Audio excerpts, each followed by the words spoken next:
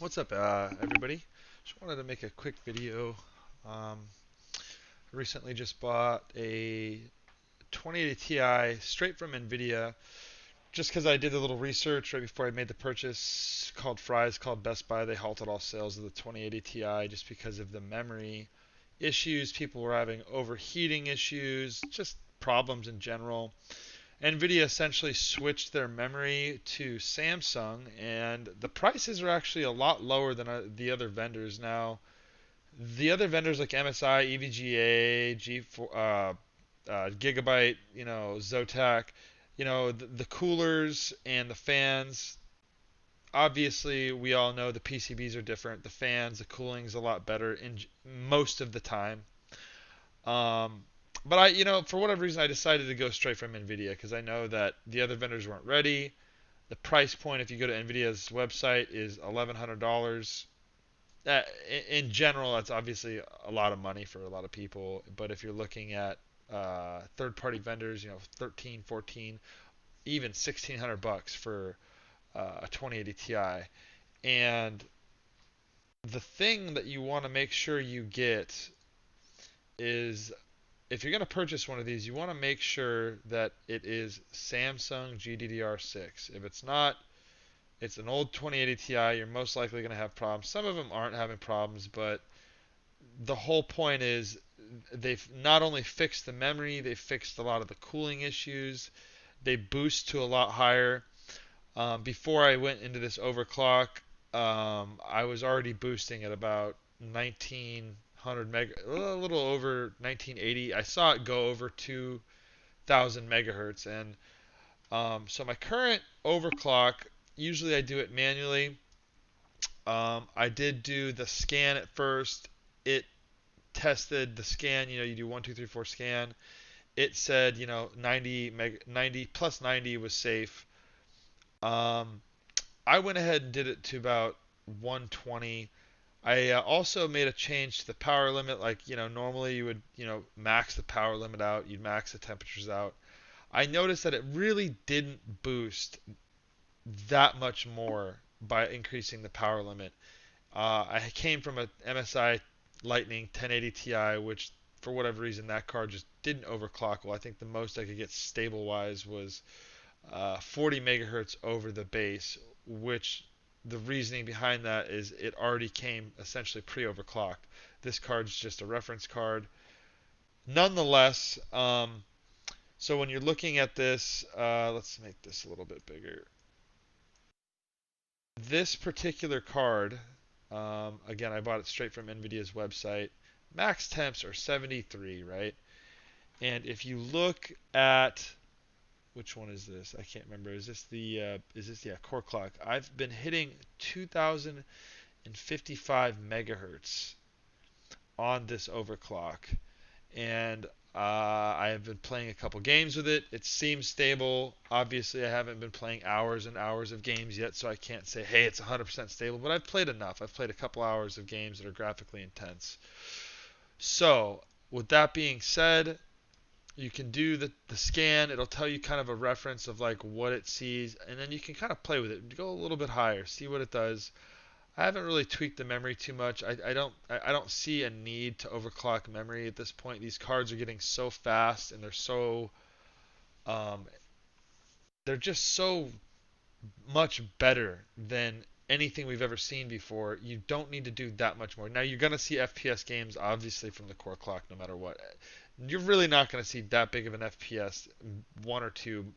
Who cares about that? I mean, unless you're like running like 60 FPS and you really want to get that extra, and you notice by hitting 300 on the memory, it's just going to give you that little boost. Go ahead and do that. So essentially, I ran the test. I did another test, increased it to 120. I'm boosting to about 2055 megahertz. Um, Everything seems good. I'm happy with this card. It runs things obviously maxed out. This is a 1440p G-Sync monitor. I actually have what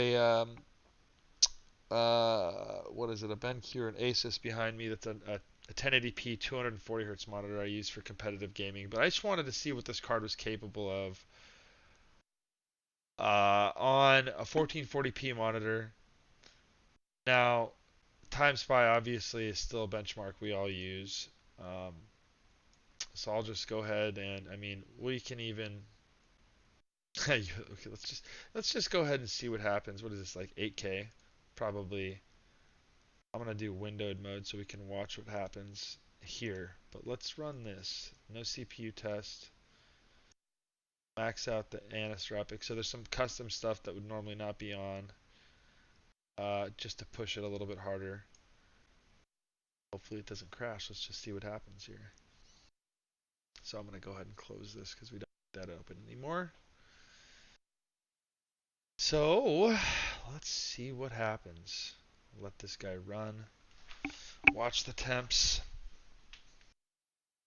I also have obviously you guys noticed the background I'm using is a video background, which I think is pleasant. You know, nice to watch the ocean. And anyways, let's screen again here. Let's take a look. Oh,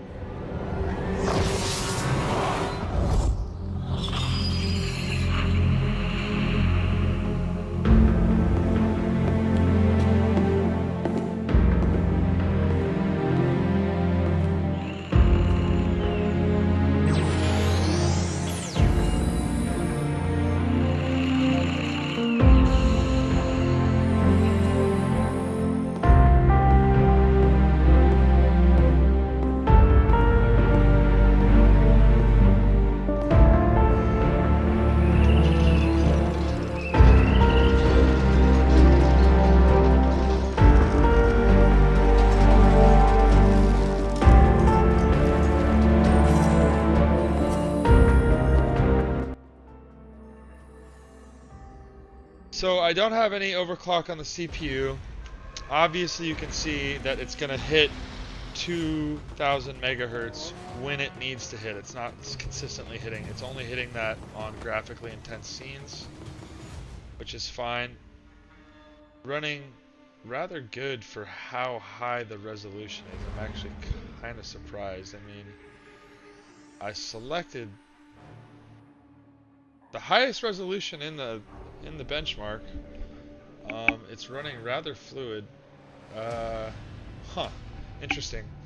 Anyways, 16 gig, 32 gigs of Patriot memory, 3400 megahertz DDR4, 8700K on a very shitty motherboard, so it doesn't even actually boost to the what is it?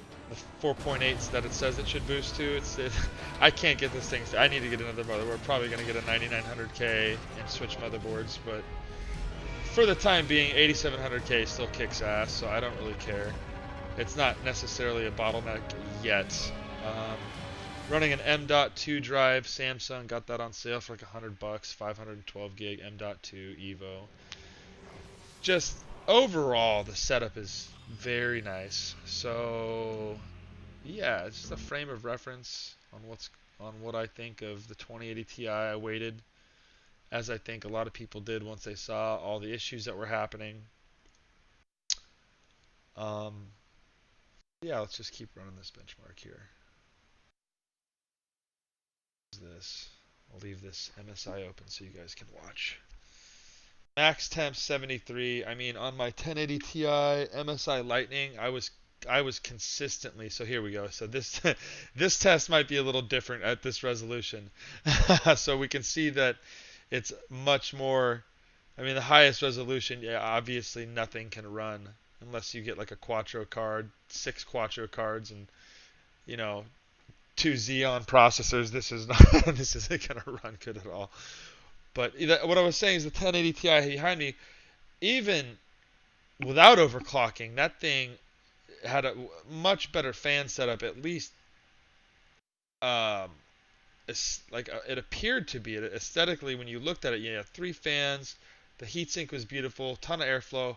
I mean, that card constantly hit 84, 86 degrees, even at 100% fan. Now, obviously, I have this set to auto. 97% on the fan, automatically doing it. I don't really. I can't hear. I have great headphones on. HyperX Cloud Flights. So I mean, no big deal. I don't really care about that. Some people care about fan noise doesn't really bother me, especially when you have game volume turned up. Um, yeah, so look at the temps. They're sitting at 73. No need to touch the power target on this card that I've seen that's really truly beneficial yet. I mean, like when I did, it was very marginal gains, nothing to where, but the heat gains were incredible. So when I changed the power target, yes, I got higher boost clocks. I think it was like 2065 megahertz versus the 2050 that it would hit when it needs to hit it. But the heat was 84, 85, and it's just why do that? You don't need to. The card is it runs perfect. Um, it's not boosting high right now for whatever reason. I don't know if it just you know in games I constantly see it hit over 2000. I think there's a couple scenes where it hit over 2000. Um, but yeah, overall this is very successful save by Nvidia. I mean they really dropped the ball on this. Not only is it an expensive card, they keep getting more expensive. But when you launch a card that is a premium price, it's a premium product, and things are melting, and and they choose to use a memory that like Micron, which is I've never heard of that company, and constantly failing, and you've seen pictures online of cards burning out. That made me hesitate to even think about buying the next gen card, let alone RTX features. There's no games. They're always constantly doing this. Nvidia does it every year. The features, what they had a couple years back, they had the Unreal 4 engine demo, and look at all this cool shit. And there's no games out. There's nothing taking advantage of any of this technology. People just want more FPS. They want games that they love to play. They want high refresh rate monitors. They want G-Sync to run well. And that's a lot of what people care about. They don't care. I mean, eventually people are going to care about RTX and new features when more and more games use those things. But for right now, if you want the best FPS, you're going to get a new AMD Ryzen 7 card, or you're going to get a 2080 Ti, depending on your system.